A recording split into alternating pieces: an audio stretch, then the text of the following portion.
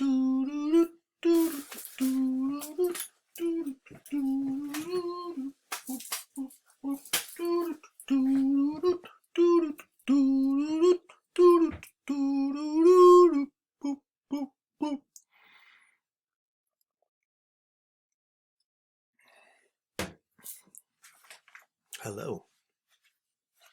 Welcome to the song I just wrote for the Order Out of Chaos highlights that you are looking at right now. So, if you are here, you got here from a link on the Canvas page where either directly above it or directly below it, I have also put a link to a PDF that features all of these pictures. I just made the PDF. I haven't uploaded it yet. But these pictures are the highlights from the Order Out of Chaos assignment. Now, what I mean by highlights is that for each of you, you turn in your assignment. I go through and I check to make sure it's all there, the organization's right, etc. And then I flip through those 8 images that you have selected, and I just put labels on the ones that, to my mind, are the strongest examples of speaking to strategy first, rather than necessarily like the subject matter. Okay, and I feel like all of these are nice examples of that, you know. So I didn't count, but basically I choose somewhere between 3 and 5 or so from each student, and then throw them all in this folder. And then I try to mix them around so it's not just one person after the other. And anyway, here we are. This is it. This is that folder of these highlights. And before you let me cloud your brain with anything, just like pause this if you haven't looked through that PDF yet, and go look through that PDF on your own, because I want you to have this moment where you can just go through clean and fresh with your own thoughts and look at those photographs and go through that thing that is very natural and human and real, where you look through and you think, oh man, I suck. Look at that photo by so-and-so. I can't believe I didn't think of that. Look at that photo by Aaron right there. Man, that's a humdinger. That's a very real way that we learn. Jealousy goes a long way in success, achieving our life's goals. Anyway, so here we have this folder full of pictures. Now, I did notice there are a couple, I think there are 3 files where for some reason the preview doesn't preview. Whatever. Don't worry about it. I think that they're in the PDF. Yeah, I already checked in the PDF. They're there, so you'll see them. I also have them loaded up here in Photoshop. That one. Bloop. Here, I'm going to kind of speed through the last few here at the end. Bloop. Bloop. All right. Back to the beginning. So, what do I want to say about the Order of Chaos assignment? First off, good job overall, right? Like, this is an assignment that, if you let it be, can be really fun to pull you out of your head, throw you out in the world, and get you to just sort of look and see everywhere rather than just where you are. Now, a few thoughts about just the sort of larger approach, ideas that I want you to all take away from this assignment. 1, when it comes to framing, ask yourselves, where in that rectangle is the viewer's eye going, and why? Like, why are you pushing them there? Okay. Now, main thing I'd say with that is that even though this assignment has you experimenting with relationships of color, for example, or all sorts of different strategies, detail, abstraction, etc., etc.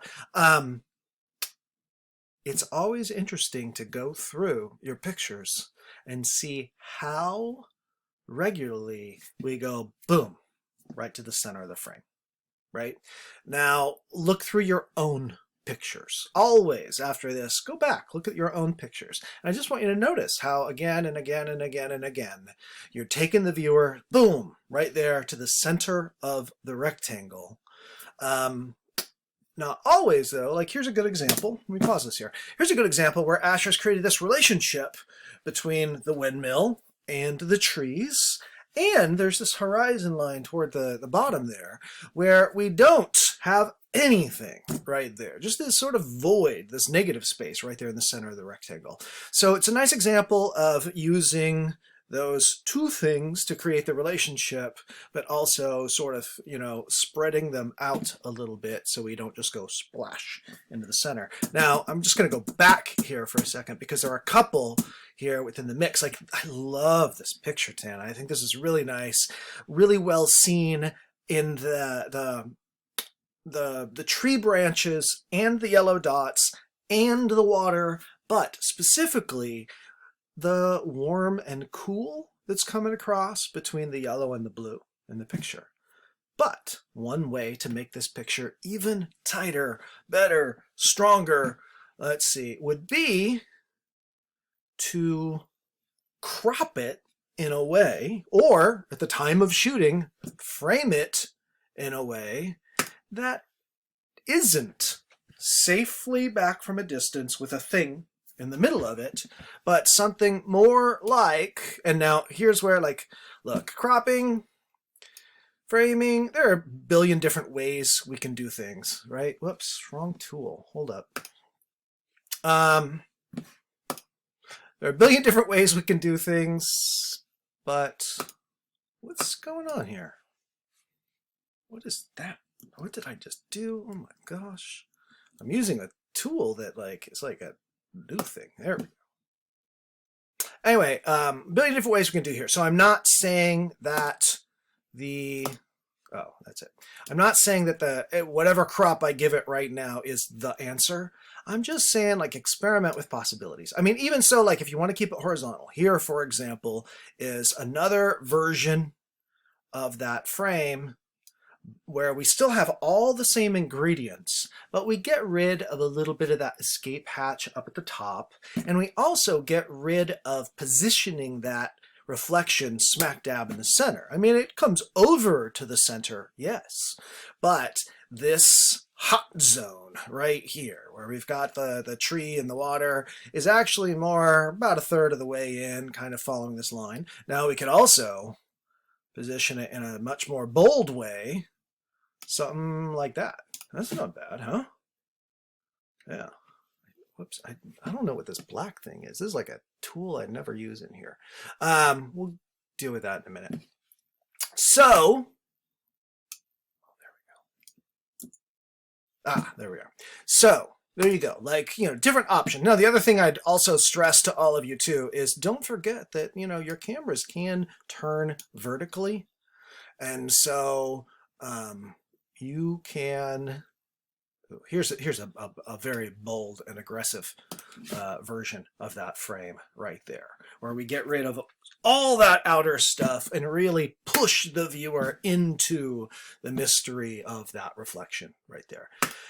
So, like I say, I'm not saying it's the right way. I'm just saying there are multiple ways, and so let yourselves experiment with the way that you frame things. This is a nice example of creating this relationship and pushing those elements out to the edges of the frame to activate the whole rectangle.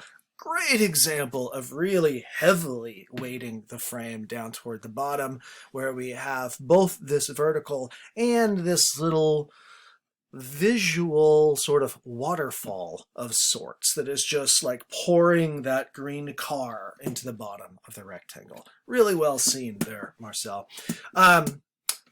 here's another example of like, I love what is being seen. I see these red berries against the green leaves, against the red building, but tighten it up, tighten that frame up. And instead of having a frame where those berries are at the safe distance smack dab in the middle of the rectangle, well, what if we end up with something a little more like this? That's about the same proportion, where we go off that center and we sort of distribute those berries along the two different edges of the rectangle. Not saying it's the right answer, I'm just saying it's a possibility to play with.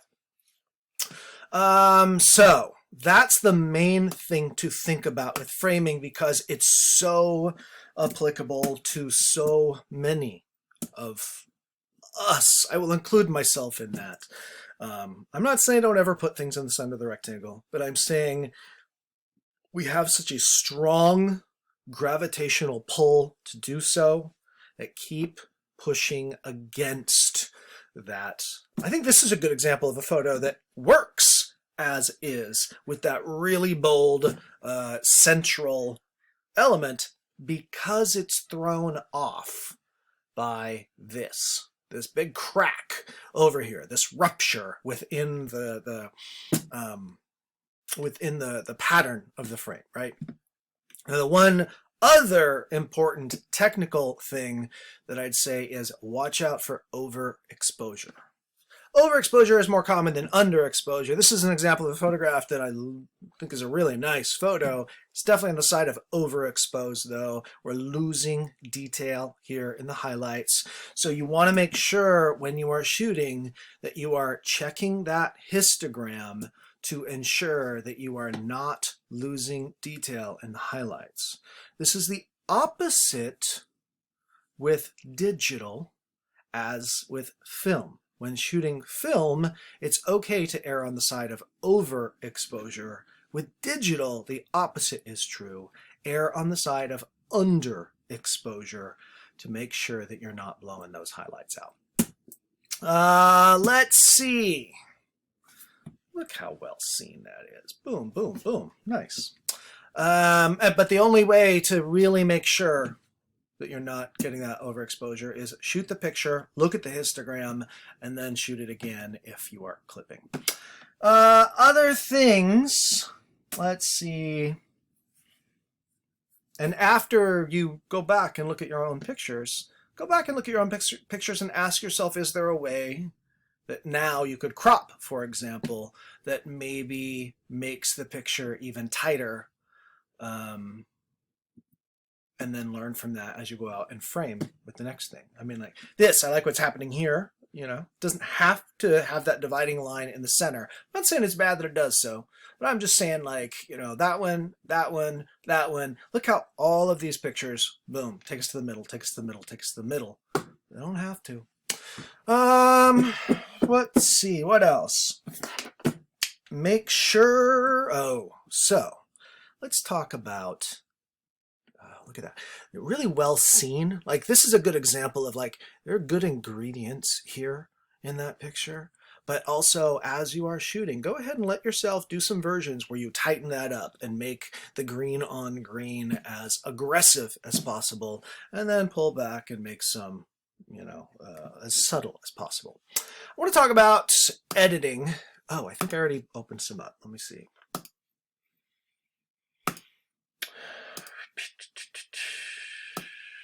Which are the ones? Which are the ones? Oh, I know. Oh, wrong button. There we go. There we go. There we go. Okay. Nope. All right. So, what I am looking for in terms of the editing. Now, the editing part of things, to be honest, I haven't graded the assignment yet, but I did sort of go through and gather things together and look at them. And as a group, the majority of you butchered the editing. And by butchered, I mean you just didn't do it, or you didn't do it correctly. You did not follow the steps I laid out to create master files correctly. Maybe you edited the photos, but you did so in a way that is not the way I've required for the assignment. Now, if that is you, what you will see is that you're going to get a big hit on the assignment. You're going to take like a 20% cut on the assignment for doing that wrong. Now, to clarify, there's nothing personal. I get it. But I'm going to hold you to do it correctly, right? And so you're going to need to go back and fix them and do them the right way. Now, what the right way is that you should have, note, I'm undoing the eyeballs here so I can go through this picture of Claire's and show you because it's done correctly. So the first adjustment Claire makes is that of density, right? Adjusting the brightness of the image. Now, Claire used levels to do that. You don't have to. If levels and curves were too far out of your comfort zone, yeah, okay, that's fine. Don't worry about it. Just use brightness contrast. But the first adjustment you make is brightness. The second one you make is contrast. Now, Claire used curves here to do that. Let me find, there was another one. There we go. Asher's got one here too, where the same adjustments are being made, but using the brightness contrast adjustment tool. So you can see the brightness came up significantly, the contrast came up. And so that's the beginning, and that's where I went. Not bad. It goes a little far, Asher, because we start to lose detail here in the highlights and over here in the water. So that brightness is coming up a little much, but you're on the right track. After we adjust brightness, after we adjust contrast, then we get into color balance. And so here with Claire's again, boom, here's my color balance adjustment layer. Now, what I'm always looking for is simply like, does it help? As I go back and uncheck the layers and then rebuild them, I ask myself if each layer helps. This one goes a little green.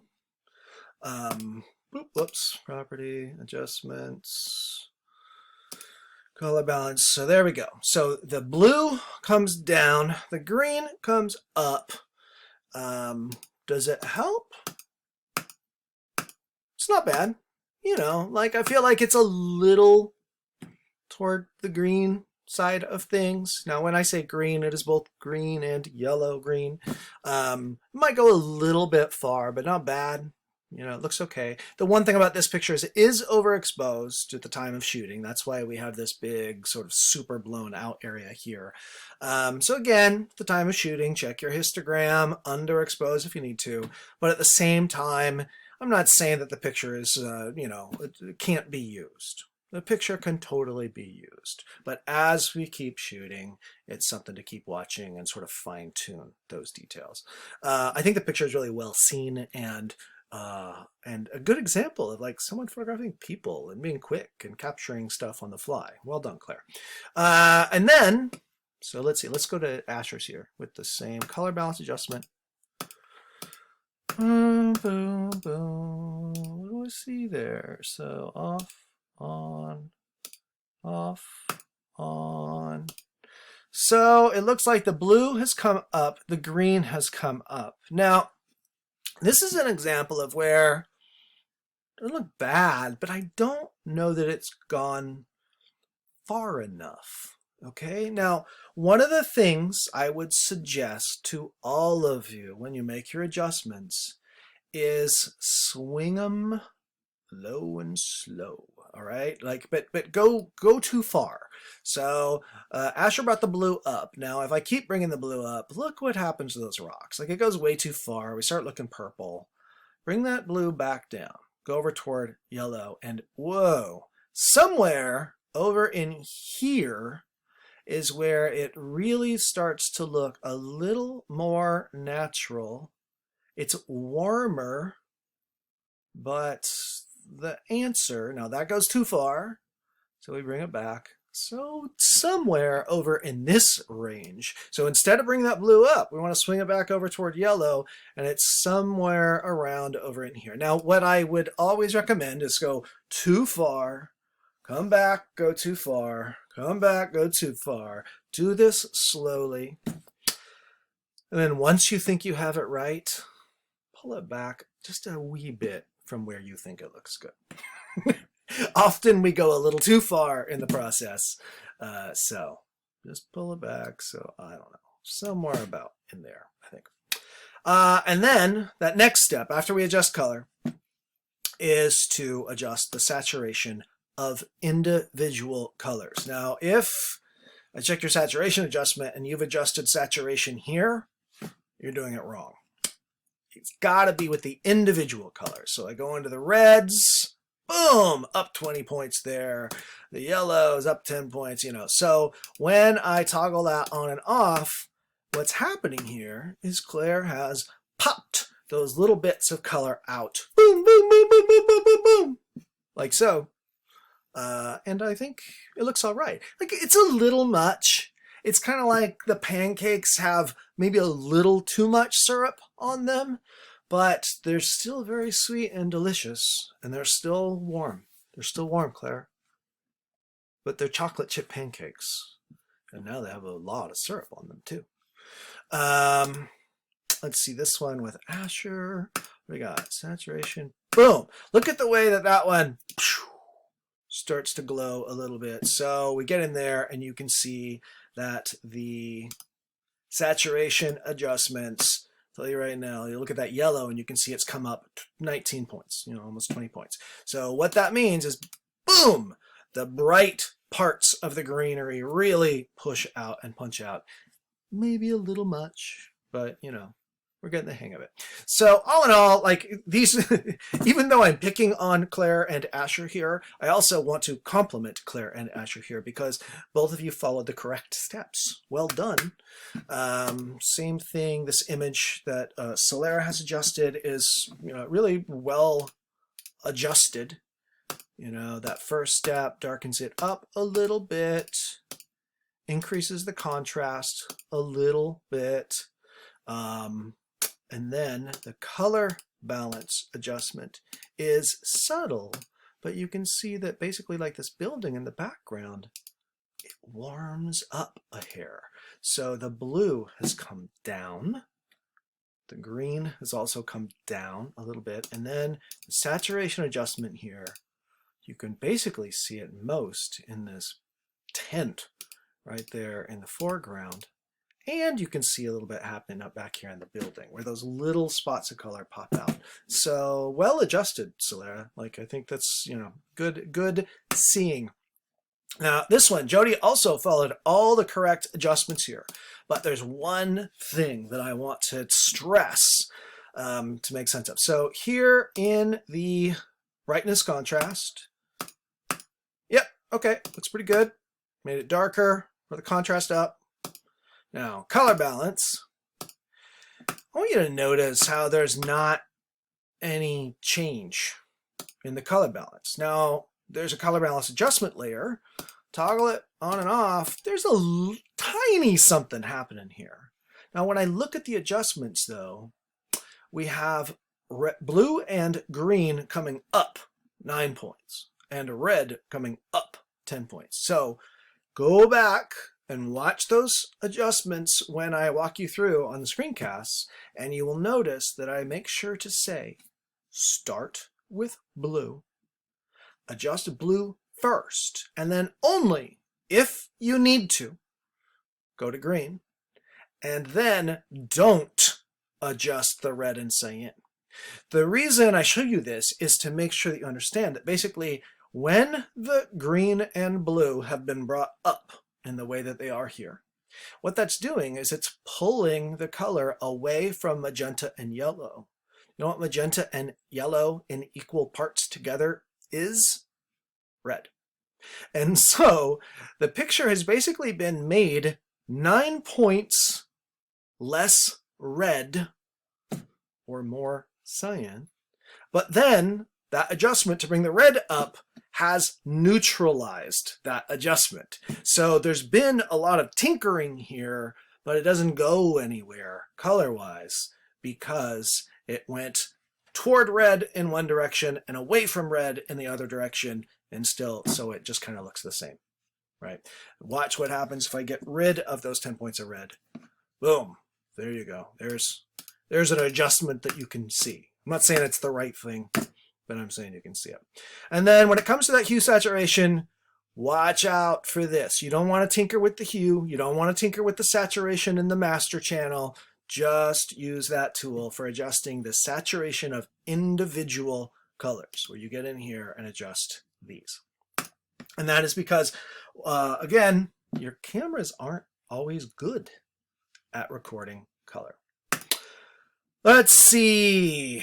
These were the three that for some reason weren't showing up in the little slideshow. All good examples of creative shooting for the assignments. This one I think is interesting in that question of like, does she have to be in the center of the frame? This is one where if you reframed this photograph and you position her with more behind her, there's almost an implication that she's being chased.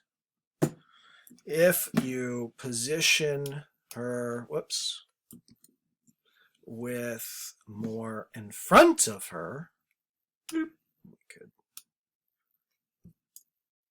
maybe something about like that, then there's more of an implication that she is running toward something, right? Like there's a little bit of psychology going on in all of these photographs.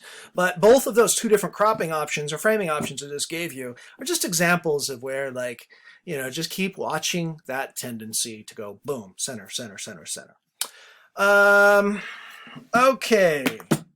Swing wider to see the possibilities. Make sure you're following correct steps in the correct sequence. I've kind of hit the most important notes. Let's see, is that playing? Yeah, it's playing. So I'll let this play and look at my other notes and see if I have anything here. So under overexposure, watch the ISO. Some of you are cranking that ISO up really high. I'm not saying you're doing it without reason. You know, there are some pictures that got turned in where I can see like you're out there shooting at dusk, and so you need the ISO up really high. I would just counter that with like, well, don't go shooting at dusk. You know, it's like you got 2 weeks for the assignment. Give yourself some daytime light to get out there and shoot in. It doesn't mean don't do it ever. It just means don't only shoot at dusk with the ISO cranked up to 3200 or whatever. Well seen here, Asher. I think that's nice. Let's see. Keep giving yourself permission to photograph anything, everything. One thing that's a little bit funny with this assignment is that an assignment where I am trying to get you to break out of your, you know, routines and get out of that list of acceptable photo subjects. It's always funny how many people apparently roll the dice and end up at a waterfall or at a park full of flowers, you know, etc. Now, whatever, okay, that's fine. Keep pushing strategy. Keep letting yourself photograph anywhere, everywhere. I don't have any photographs that came in, for example, well, very few from civilization. Very few, like nobody went to a grocery store. Nobody was, you know, out there where there are people. I think I only had maybe 2 pictures in this that even have people in them. Maybe it's 3. Anyway, keep pushing yourselves, pushing yourselves, pushing yourselves. Love that picture there, Marcel. Hold up. Wait. This is a good example of Marcel did a thing that I love seeing. I haven't even looked at the contact sheets yet, but even within the selects, I saw that there were sort of multiple versions from the same thing, playing with repetition and variation, but also playing with the warm cool of the color temperature here. So well seen. Let's see. Keep exploring more variations of each individual setup when you are shooting. Moving left, right, creating relationships, etc. You know, I'm never going to hold it against you if I see that you've got 10 different versions of the same picture on your contact sheets, as long as you're actually trying different things. You know, it's not about different shutter speeds unless you really are trying to play with depth of field. It's just about exploring the possibilities for a picture. Let's see. Keep trying to push yourself out into the greater world. Daylight Hours mentioned that. I don't know. I feel like I've hit the important notes here. All right, I'm going to leave that be. So, but the one other thing I want to say is that don't think of this assignment as being an outlier. This assignment is meant to be, fundamental in the way that you think about making photographs. So use these strategies as you keep moving forward and work on your future assignments. Okay, well done. I'm shutting up. Good work. See you next time.